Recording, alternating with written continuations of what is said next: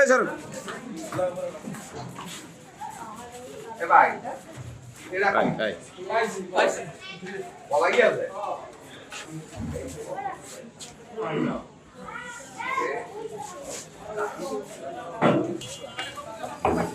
সরার ভাই কোনো বক্তৃতা দেবে না আমার স্যার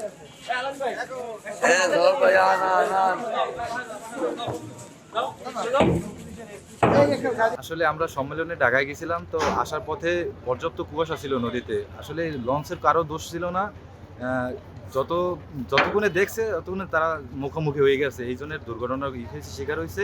আসলে এটা কারো হাত নাই। হতাহতের একজন আর কনফার্ম ছিল জায়গা থেকে, আর অ্যাক্সিডেন্ট ইনজুরি হয়েছে অনেকেই। এর ভিতরে শোনা গেছে যে 3-4 জন নাকি মারা গেছে আর কি, মেডিকেল নেওয়ার।